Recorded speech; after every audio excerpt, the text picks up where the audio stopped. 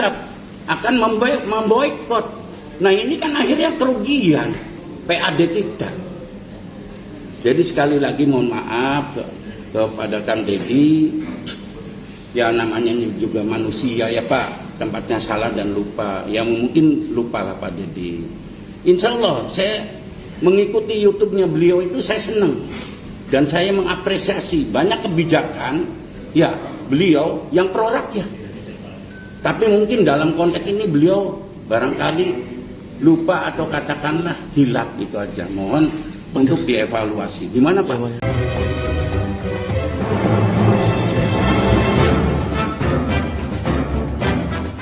Assalamualaikum warahmatullahi wabarakatuh. Selamat pagi, Sampurasun.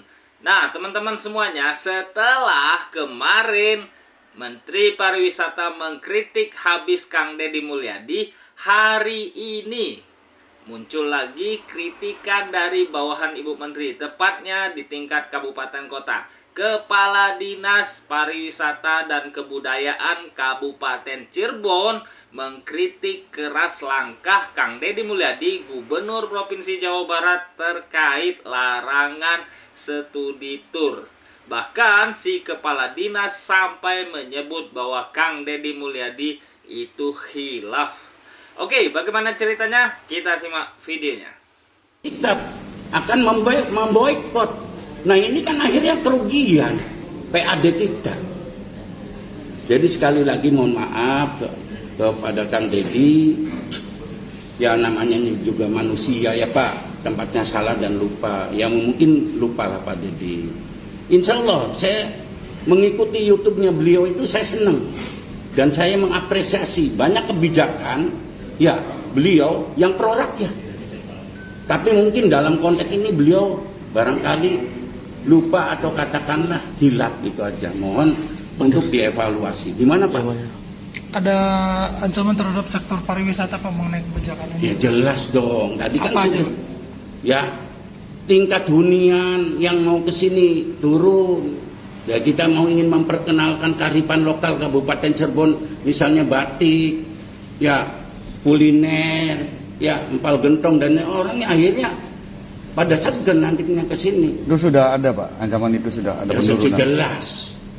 Ini salah satu indikatornya. Ya ini mungkin pengusaha travel kira-kira gimana nih Pak? Bapak pada ngelunggak.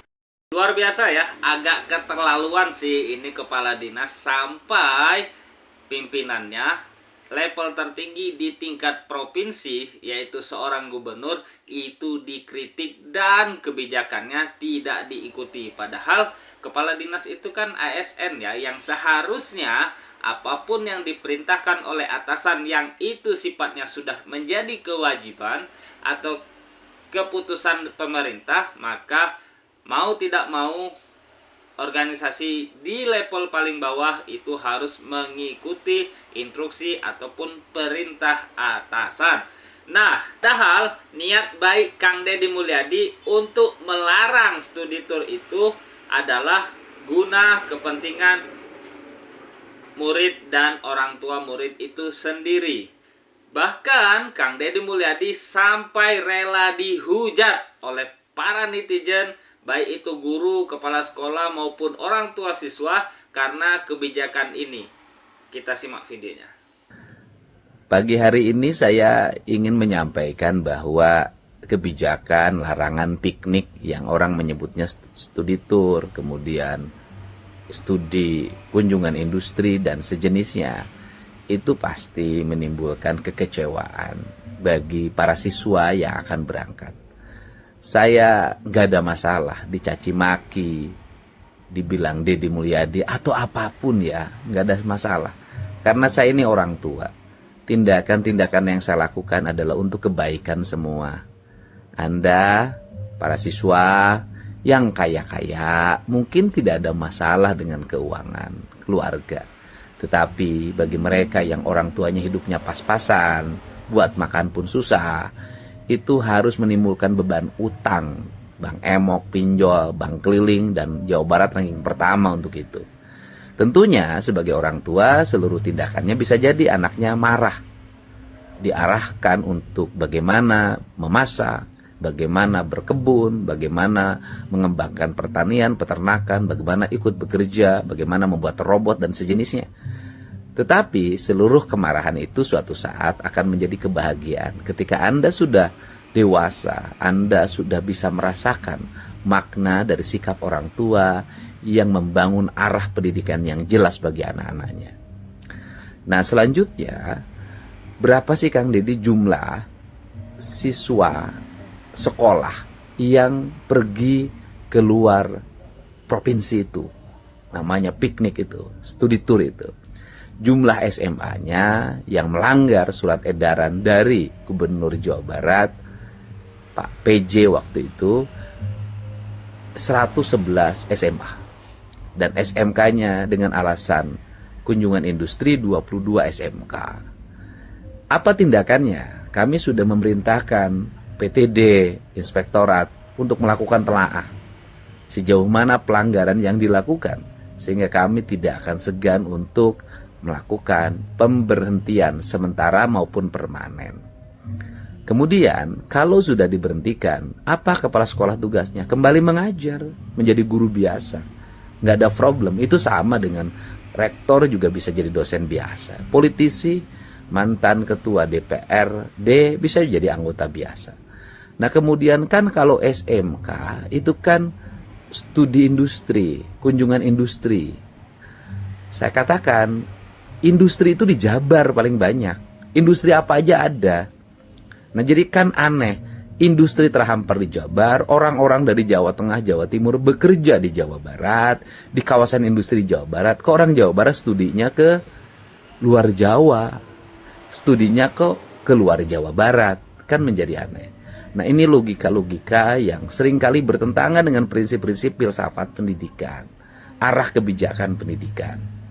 Dan harus diingat bahwa pemerintah Provinsi Jawa Barat mengeluarkan dana triliunan dalam setiap tahun, menyerap anggaran APBD yang cukup besar. Untuk apa?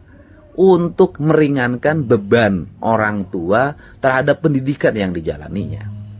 Buat apa pemerintah mengeluarkan uang triliunan kalau pada akhirnya siswa menghambur-hamburkan uang triliunan untuk kepentingan keluarga, untuk kepentingan diri dan kesenangan hidupnya saja. Termasuk juga barangkali bisa jadi ada kepentingan-kepentingan dari oknum-oknum guru, oknum kepala sekolah gitu loh. Nah, untuk itu yang saya tekankan di sini adalah bahwa kita ingin membangun masa depan yang baik dengan sikap pendidikan yang baik. Itu saja yang dapat saya sampaikan untuk semuanya. Pokoknya saya menyampaikan salam untuk semuanya. Semoga kita sehat dan semoga ke depan Jawa Barat lebih tertata, pendidikannya lebih terarah, dan orang tua ringan beban hidupnya. Dan kalau ada uang, tidak dihambur-hamburkan, tetapi digunakan untuk investasi demi kepentingan masa depan. Kira-kira langkah apa yang akan diambil oleh Kang Deddy Mulyadi menyikapi penolakan dari Kepala Dinas Pariwisata Kabupaten Cirebon tersebut?